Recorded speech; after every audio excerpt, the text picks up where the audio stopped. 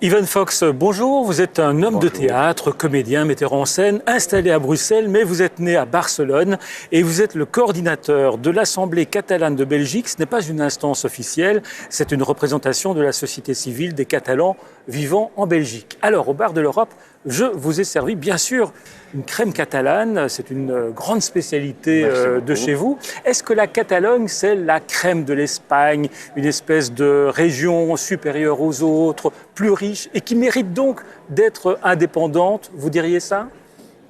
Je dirais qu'elle mérite bien sûr d'être indépendante comme n'importe quel peuple qui le désire.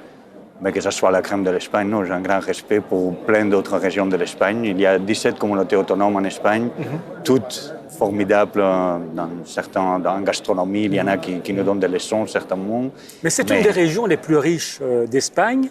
Est-ce qu'on peut dire que vous voulez arrêter de payer pour les plus pauvres? Moi, personnellement, je ne considère pas que je sois en train de payer pour les plus pauvres et je n'ai aucune envie qu'on me prenne de ce côté-là. J'ai l'idée de payer pour les plus pauvres, la solidarité à l'intérieur de l'Espagne comme à l'intérieur de l'Europe, comme dans le monde entier, me paraît un outil en plus plutôt qu'un contre. Donc, alors pourquoi vous réclamez l'indépendance? Bon, je crois que c'est facile à comprendre que d'avoir un État qui représente une population est un droit universel. Et en ce moment, la Catalogne ne trouve pas dans l'État espagnol une représentation digne de ce nom.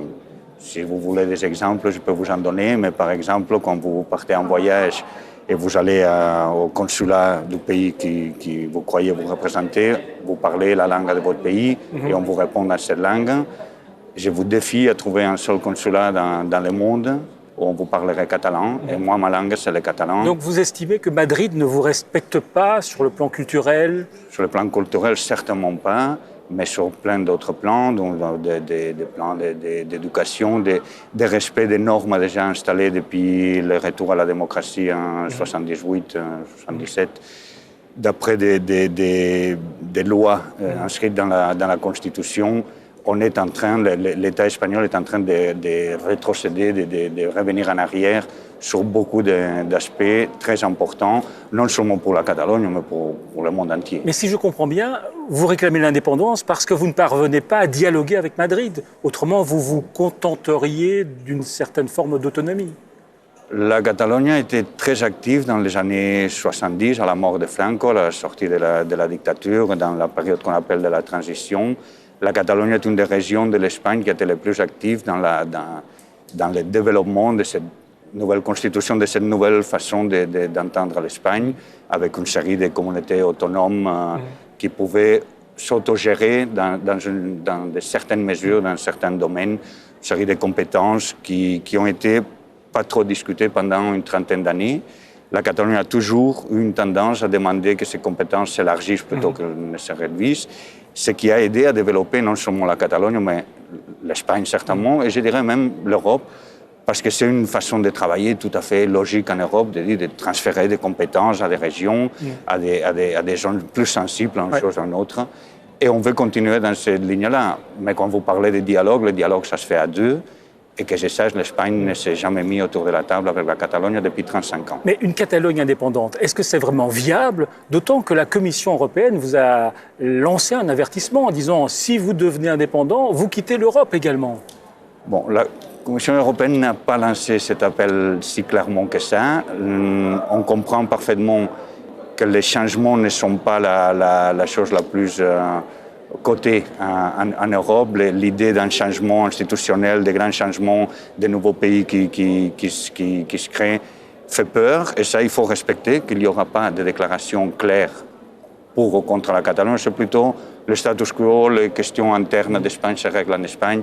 Ça, c'est l'avertissement qu'on nous lance. On ne nous a pas dit en Europe qu'on serait viré de l'Europe pour autant. Donc vous pensez que si vous devenez indépendant, vous allez pouvoir rester en Europe? Vous serez un 29e État. En principe, un citoyen européen, le reste, je ne vois pas quel décret, quelle loi vous me sortirez de quelle poche pour me dire qu'un citoyen européen, du coup, ne l'est plus.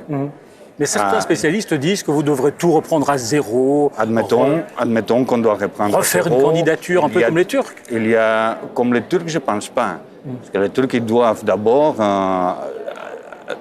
comment dire, adapter toute une série de lois et de principes de démocratie, de liberté aux standards européens. La Catalogne les a déjà. Ces standards, ils sont plus qu'accomplis en Catalogne. Alors, petite respiration dans cette émission. On va regarder quelques images du dernier clip de Zazie, la chanteuse française, qui rend hommage aux Catalans et aux fameuses pyramides humaines. Ça s'appelle les Castellers, je pense. C'est une vieille tradition en Catalogne.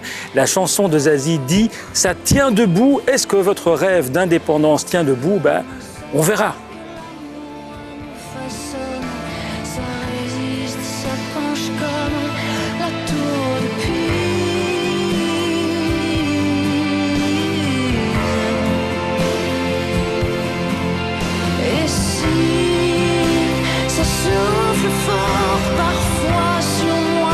Alors, Zazie est française. Les Catalans de France, ils devraient faire partie d'une Catalogne indépendante? S'ils le veulent, ils sont bienvenus, mais pas que les Catalans de France. C'est n'importe qui se considère catalan. Moi, je le considère catalan. Et depuis l'Assemblée nationale catalane, on considère catalan quiconque se considère catalan. Mais vous n'allez pas faire comme Poutine, vous n'allez pas envahir la Catalogne française. En principe, on est en train de parler déjà d'un nouvel État sans armée.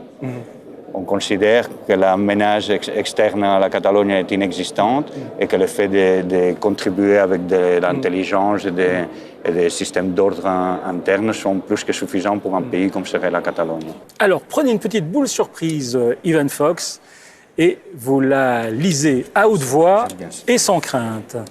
Sans crainte, c'est beaucoup dire. On va voir. L'indépendance de la Catalogne, c'est la mort du Football Club Barcelone. Alors? Je ne suis pas un grand connaisseur de football, mais ça m'étonnerait très fort que le Football Club Barcelone meure à l'indépendance de la Catalogne. Au contraire, je crois qu'il peut se renforcer. Mais est-ce que les amateurs vont aller voir un championnat de Catalogne? C'est quand même plus prestigieux d'aller voir le championnat d'Espagne. Je voulais choisir, est-ce que vous croyez que le Football Club Barcelone va être exclu d'un championnat d'Espagne ou que dans ce cas, il ne ferait pas partie du championnat de France comme Monaco le fait, par exemple. Je ne vois pas une ligue catalane, évidemment, comme un événement international, comme peut l'être n'importe quel match Madrid-Barcelone. Mais je ne pense pas qu'il y ait un risque que cette tradition puisse disparaître. Alors, on l'espère. On verra évidemment la suite des événements en Catalogne, peut-être un référendum tout prochainement. Merci d'être venu au Bar de l'Europe et on va goûter cette fameuse crème catalane. C'est moi qui vous remercie. Je vais y goûter.